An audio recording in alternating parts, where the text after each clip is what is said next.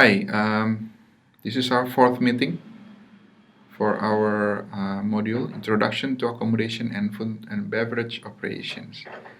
We already talked about accommodation on our previous meetings. This time we will discuss the first food and beverage operations part. Um, we will talk about the food and beverage management, restaurants or operations, bar, and the catering. Um, for food and beverage management, this is the place where all the food productions, bakery productions, and all food and beverage service are held. If you go to a hotel, this is probably the one of the excited place to have, because mostly for food and beverage management they have more uh, employee working um, in the hotels. Sometimes they also have a full time, and then they also have a part time to work because of the total number of employee that they need. For the food and beverage management is led by the director of food and beverage. Um, he reports to the GM, to the general manager, and to make sure that all F&B departments working as supposed to. He also responsible for this kitchen, catering, banquets, restaurant, room service, mini bars, and lounge, bars, and stewarding. And we will talk about this in the coming weeks. Um, Food operations. Operation is mostly anything that have a contact with food. Some hotels, if you working with, or you apply a job with some hotels, if you are handling food in good restaurant, they will check your health thoroughly.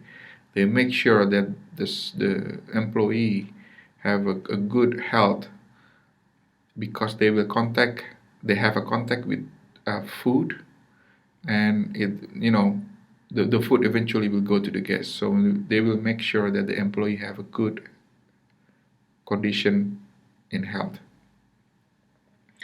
um, Food operation is part of restaurants, banquets, coffee service, um, in-room dining, mini bars, lounge. And for restaurant manager is responsible to oversees restaurants, because one hotel they could have more than two and three restaurants. They also have a specialty restaurant. So it can be five, six, seven outlets leading by one restaurant managers, and he has help from two or three assistant managers.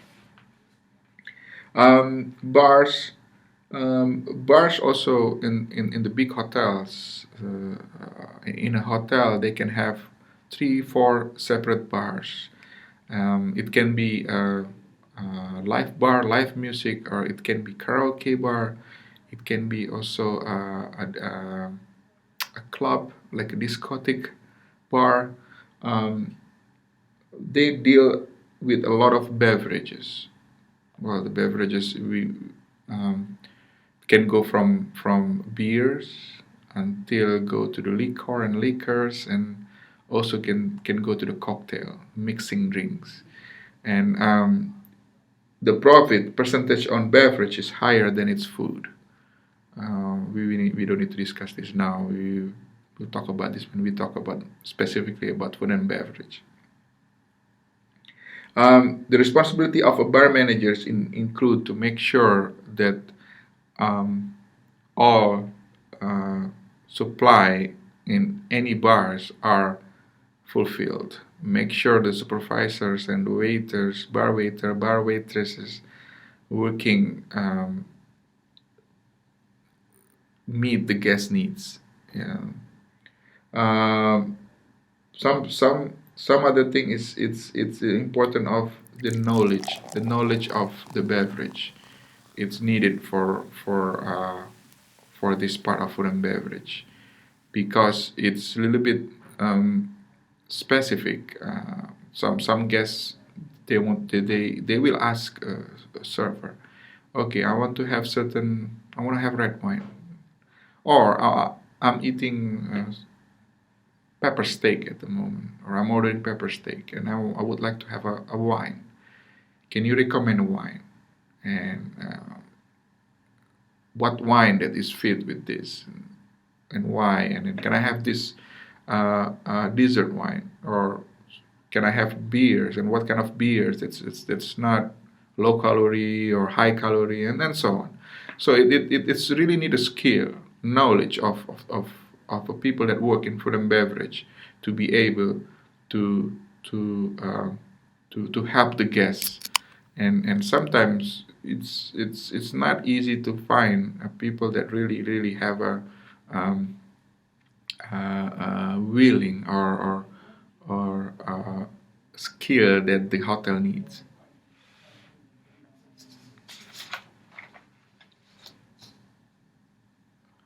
Um, when we talk about profits, the bar efficiency is measured by the cost percentage. Um, they make sure that their poor cost is between 16 to 24% um, or from their prices.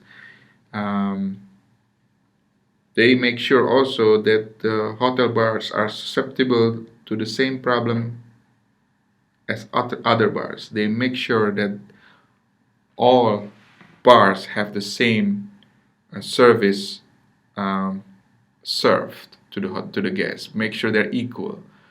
Sometimes when you say, oh yeah, it's only karaoke bars. We don't need to deliver best service. No, it's not that way. You have to make sure that all the service are the same. Regardless, it's a lounge. Usually, lounge is more um, upscale guests that coming in. So you think that okay, then we have to give a first service, but in karaoke bar, no, because people is a little bit relaxed. But no, you have to be able to um, deliver a same service to the guests.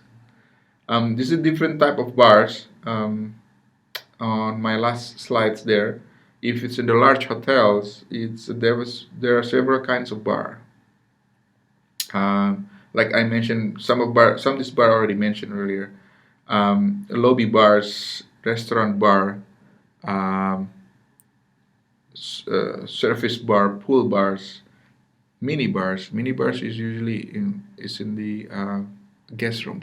So if you stay in the hotel, in the room in full service hotel, they have mini bars there, and they usually have small liquors or liquor or wine that plays in that bars. And this is also why we talk about technology.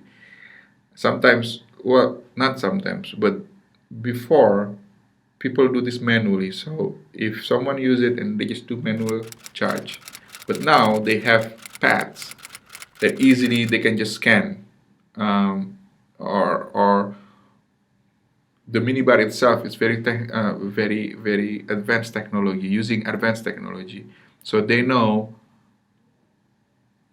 if the guests take anything from the bar, and it's just recognized, it's scanned automatically. Okay, it's taken Heineken, or it's taken Jack Daniels, for example.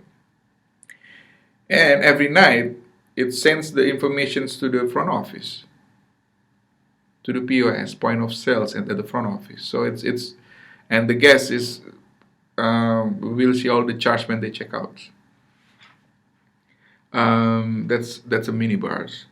And then we mentioned about nightclubs can be karaoke, and then sports bar. Also, if they're good event, World Cup or Euro or Champions League, this place will be packed. And again, if it's packed, people tend to drink a lot. When people drink a lot, it can go to a little bit rough, and then it's required to the bar manager knows, or even the bartender knows how to control this. If someone already drink too much, they need to know when to stop and when to call security if something happened, especially with for example, a football game. There are two teams playing, and then one is losing, and usually the losing supporters will be more rough, and it can get ugly. So it's important to make sure know how to handle this. Casino bars. We mentioned about casino is a gaming entertainment. Um, People drinks, and while they drinks, they play roulettes, they play blackjack, um, anything.